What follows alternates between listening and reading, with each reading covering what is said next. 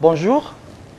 Ce cours est consacré pour les étudiants de la 3e année département de français. Le cours porte sur la poésie romantique. A priori, je voudrais bien vous donner une idée brève de la littérature ou du romantisme comme un mouvement littéraire, parce que le romantisme ne concerne pas seulement la poésie, mais il y a aussi le théâtre romantique, et il y a aussi le roman romantique, à ce point qu'il y a des critiques qui disent que le mot roman, comme genre littéraire, est dérivé du romantisme, et peut-être le vice-versa. Historiquement parlant, le romantisme, c'est la période qui s'étend en 1800 et 1850. Prenons en considération que la littérature a apporté de nouveaux caractères et a contrarié dans une large mesure les orientations classiques. Donc, en essence, le romantisme s'affirme comme une réaction anticlassique dans la mesure que la littérature classique n'est plus capable de suivre le goût de la nouvelle génération. Aussi, au XIXe siècle, on parle de sentiments, on parle d'émotions, on parle de nature, on parle de sensibilité. Le cœur de la France bat fort. Et même on nie l'universalité du beau, fondé sur la raison, et a devenu un beau idéal. Et bien sûr, l'influence étrangère est là concernant le romantisme français, et surtout l'influence anglaise et l'allemand. Ces deux, c'est-à-dire l'influence allemande et anglaise, a développé le goût ou les goûts romantiques en France. Et pour éviter de ne pas tomber, pour éviter de tomber dans les généralités du thème, je reviens maintenant à la poésie romantique, bien sûr.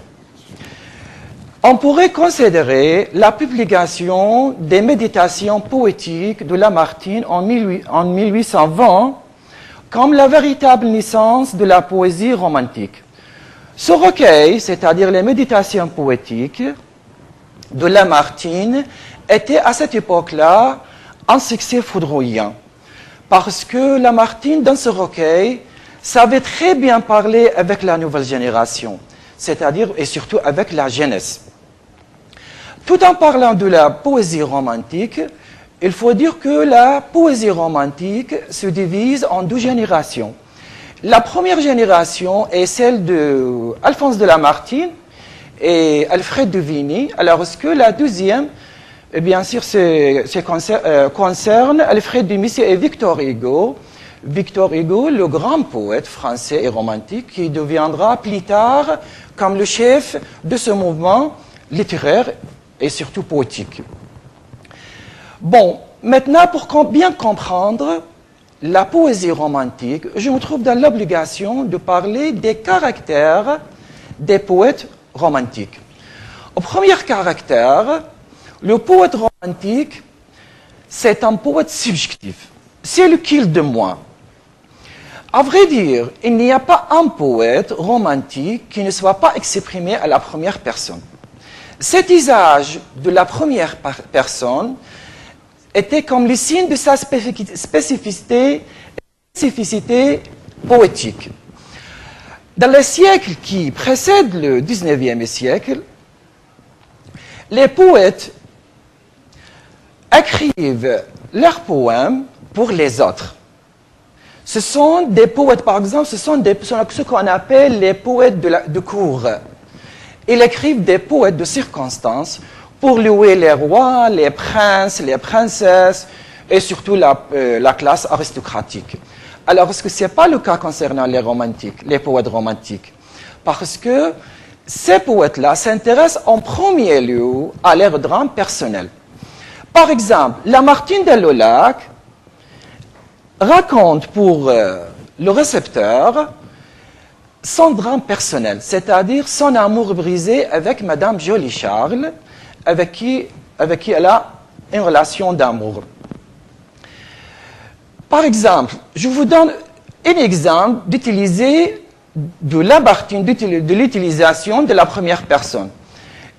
La première personne dans ce poème, c'est-à-dire le lac, domine le poème dès le début jusqu'à la fin. Écoutez par exemple ce qu'il a dit dans la première strophe. Ainsi, toujours poussé vers de nouveaux rivages, dans la nuit éternelle emportée sans retour. Nous pourrions-nous, vous voyez, nous pourrions-nous, vous voyez, il utilise la première personne. Et même de la deuxième, la troisième, etc. jusqu'à la fin. Et c'est la même chose concernant les autres, c'est-à-dire Alfred de Vigny et Victor Hugo. Victor Hugo surtout parce qu'il a écrit beaucoup de poèmes concernant sa situation et sa famille, et surtout sa situation après la mort de sa fille aînée, sa fille gâtée, qui s'appelle Léopoldine, parce qu'il a écrit beaucoup de poèmes après sa mort, parce que cette fille-là était très chère au poète. Deuxième caractère du poète romantique, c'est que le poète romantique valorise les émotions. Il valorise les sentiments. Il valorise les passions. À vrai dire, il y a une exaltation de la passion hors du commun chez les poètes romantiques. Parce que les poètes romantiques cherchent un amour absolu, un amour platonique, un amour qui dépasse les limites et les règles. Et c'est ici que réside le hic. Parce que, à l'âge classique, ils disent que les poètes classiques, ou à l'âge classique, on dit que le cœur doit contrôler par la raison. Alors, est-ce que ce n'est pas le cas ou chez les poètes romantiques? Un autre caractère, c'est que le poète romantique se met en scène dans la nature. La nature, pour lui, c'est un refuge, c'est une amie, une confidente, bien sûr loin de la société, la corruption de la société et des mal, bien sûr, incarné par la ville. Un autre caractère du poète romantique, c'est que le poète romantique exprime une souffrance, c'est une deuil ou inspiration. C'est le mal du siècle. Qu'est-ce que ça veut dire le mal du siècle? Le mal du siècle, c'est une sorte de maladie psychologique où l'homme ou l'individu sent qu'il n'est pas d'accord avec la société. Il sent qu'il souffre d'une faillite personnelle. Exemple canonique. Regardez par exemple la maison du berger de Alfred de Vigny. Dans ce poème-là, le poète se réfugie avec sa bien-aimée qui s'appelle Eva dans une maison roulante du berger, loin de la société et des contraintes sociales. C'est pourquoi? C'est pour goûter les délices ou les charmes de la retraite. Encore un autre caractère, c'est que le poète romantique se sent supérieur, orgueilleux, exceptionnel. Il se sent investi d'une mission sociale, il voudrait bien faire une chose à l'instar des prophètes, par exemple. Il voudrait être le prophète d'une nouvelle humanité. Bien sûr, cela nous invite à parler un peu ou à citer les thèmes du romantisme, bien sûr, à ce que je viens de dire concernant les caractères des poètes romantiques. On pourrait conclure que les thèmes, par conséquent, des poètes ou des poèmes, des poètes romantiques, sera bien sûr la fuite du temps, le pouvoir de la nature, l'amour brisé, l'invitation au voyage.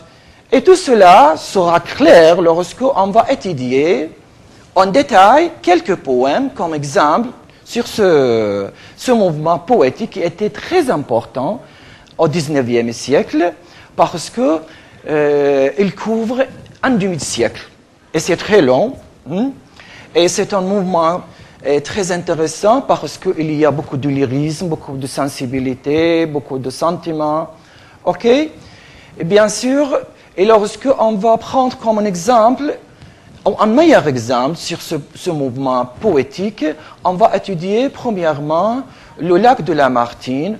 On va étudier ce poème sur le plan de la forme, ainsi sur le plan du contenu. On va parler du poème, c'est-à-dire l'organisation strophique du poème, combien de strophes, on va parler des rimes, et même on parler des thèmes de ce poème.